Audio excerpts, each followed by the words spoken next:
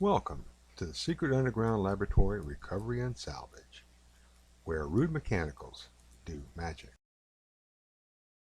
Hello, I'm Bronze Age, Director of the Secret Underground Laboratory Recovery and Salvage.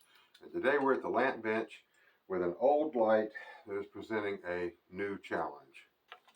Now I plan to rewire this, and since the wires come out the back, and I can't lay it down like that without risking something terrible happening, I've got this handy fixture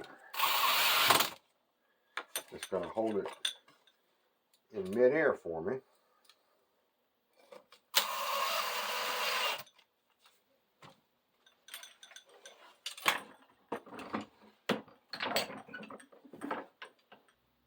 This is a glass-armed wall sconce. You can call it crystal if you want to.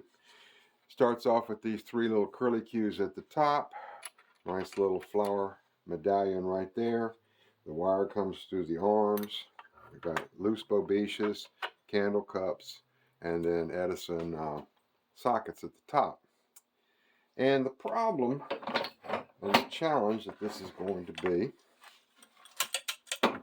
is something that, although I have done a lot of glass crystal armed fixtures, a problem I have never run into before. Now this center curlicue comes off fairly easy. Get it out of the way.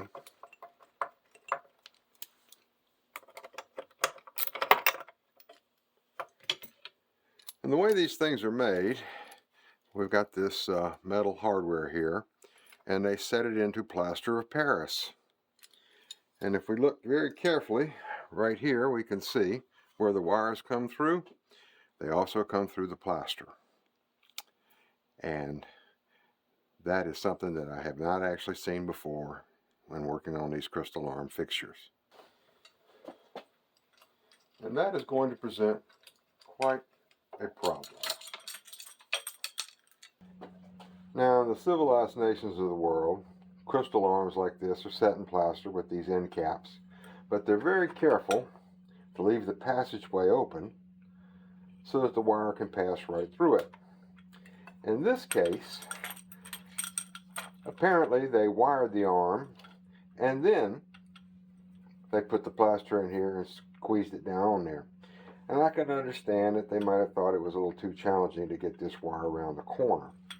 But they also went and did the same thing at the other end.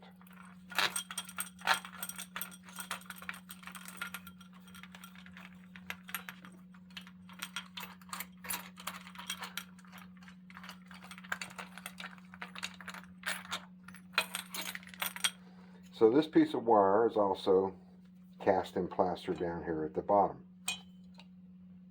Plaster of Paris is some interesting stuff. Just a fine white powder. It is made of calcium sulfate hemohydrate, calcium carbonate, and crystalline silica. And when you add water to this, there is a chemical reaction which causes it to harden, and when it dries out, it's a fairly strong material. It can be easily scratched, but also could be sanded, painted, carved, and it can hold fine detail, such as in little plaster figurines and stuff. That brings up the problem. If you make it with a chemical process, to take it apart, you also need a chemical process. Now I've discovered that this is more of a geological process than a chemical process. I've got a tub of water here with as much baking soda as can possibly be dissolved in it. And I'm just going to set these in here and let them soak. How long? I'm not sure.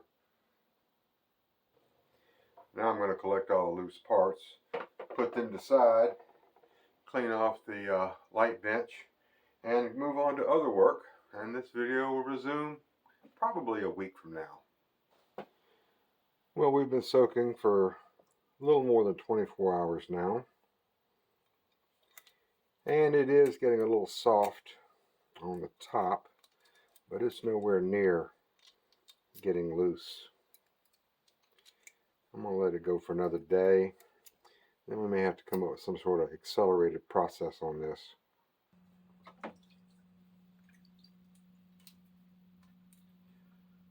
Well, it's been 5 days soaking in this water with the baking soda. And there's some point where you just have to accept that it's just not going to work.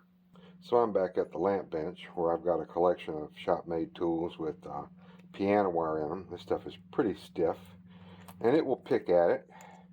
And I've got a collection of dental tools which can also pick at it. And that's what I'm going to have to do, picking at little pieces of this plaster, getting it loose, occasionally washing it out. And that's all I can do until I get these things loose. So I'll be back when we've got some progress to show. Now I probably could have accelerated this process by scraping away the softened layer on top, exposing more hard plaster underneath. But I've been pretty busy. But it's finally come loose. And the reason I'm taking this piece out is because I've got to expose this surface down in here, because there is practically no way to get enough plaster picked away from this piece to get it loose. What I need to do now is drill a ring of small holes all around the outside. I'll hold the whole thing in my hand so that I can feel if the bit's about to grab. Although with a bit this small, that's not very likely.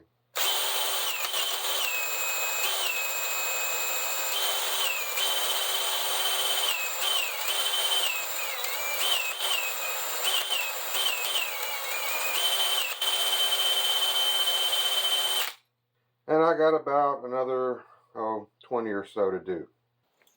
Now I have my ring of holes drilled. Take my piano wire tool and run it down that hole and basically just try to work out all that plaster until I get down to the rib, and that should separate enough of it between the metal and the glass to get this thing to come out. Now after much digging and picking through these little holes I drilled and running a drill bit down through here to sever the wires, this piece has finally come off. Now after a good bit more cleaning and scraping, ready to put it back together. And whenever you've got a fixture that has a left and a right, you want to make sure that you decide which is left and right before you start putting it back together, and mark it, because it's incredibly easy when you're standing behind something or it's upside down on the bench to get it in backwards. And since this is going to be put together with epoxy, I really don't want to have to be taking that apart. And I did complain about the person who wired this the first time and wired it with the plaster in it. I'm going to be using epoxy here, but I'm going to be careful not to get the wire in the epoxy. One of the advantages of epoxy, you don't need as much. I got this little glue jig, which is going to hold everything in position for the right side. Then I'm going to mix up some 5-minute clear well professional quick setting epoxy. Now the 5 minutes, it's not ready to go in 5 minutes. 5 minutes means that after you have mixed it, you've got 5 minutes to use it, or else it's going to be so thick and gooey it's useless. It takes about an hour or so. So what I'll do now is apply the epoxy, and I'll go to lunch. When I get back, it'll be ready to continue working.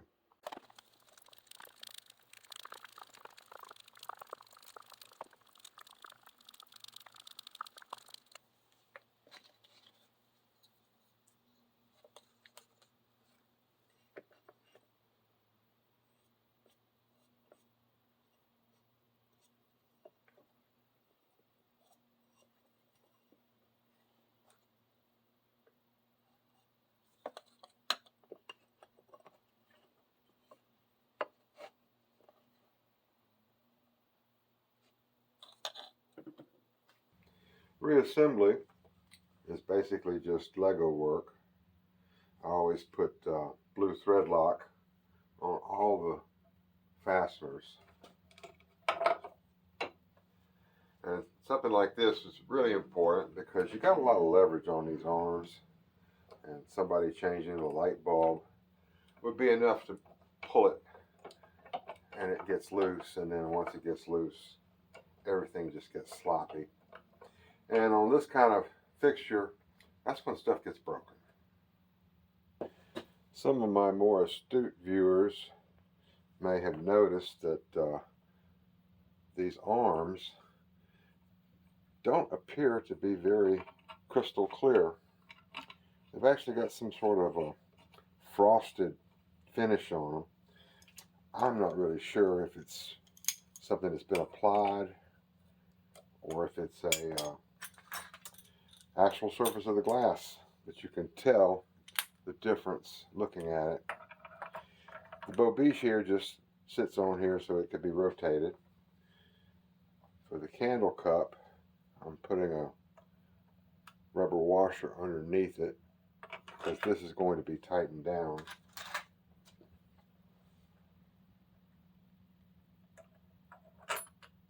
Like that. A little more blue goo. This stuff is much better than any kind of lock nut. I think they've actually done engineering studies and determined that lock nuts don't really work that well. But I tighten this down until I've got it nice and snug against that rubber washer. And then the socket goes on. And since I don't have to tighten it down until it screams because of the blue goo, I can get a nice firm setting, just finger tight. Now we come to the part of the video that everyone has been anticipating, where I talk about wiring a light socket for probably the 250th time since I've been posting videos on YouTube. Usually starts something about how cord sold for lamps is stranded wires. That means many little small wires all bundled together. That makes them flexible and less likely to kink going around corners and turns and stuff like that. The National Electrical Code says that you can't put stranded wires under a screw terminal, no matter how tight you twist them. So the solution to that is that these pieces get tinned. And that means a drop of solder is put on the tip, which turns one wire or many wires into one single wire.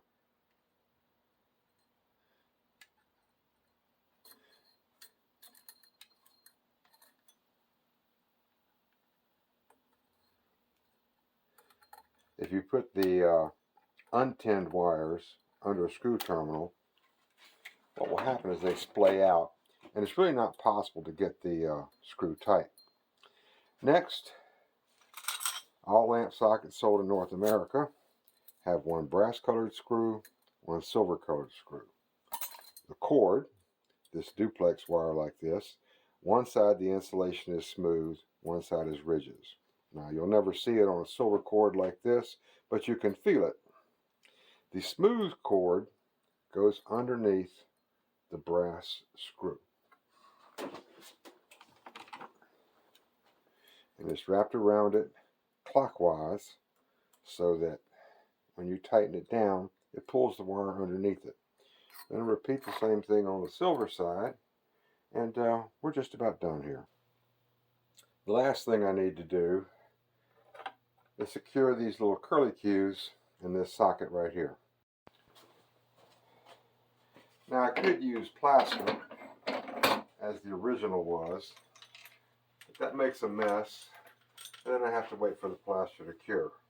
I'm going to use one of these pieces called a rubber bottle adapter, and they're just basically little pieces of rubber that you can use for putting a socket on bottle, and when you tighten it down, it swells up and it's supposed to hold tight in the neck of the bottle. They seldom do. But I've got this small one here, which will fit in the socket. The hole in the middle is a little too small. So my solution there is clamp it in this jig. And I've got a tool you won't find in most lamp shops. But this is a reamer.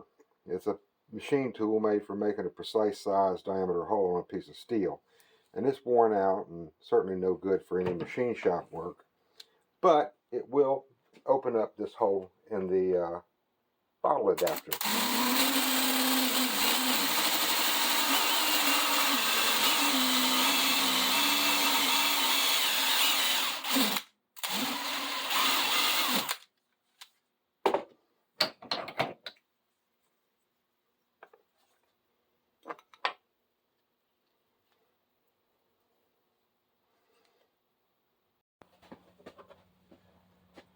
Now it fits fairly snug in this cup, and that will hold it straight. And a little dab of Gorilla Glue contact cement will keep it in place.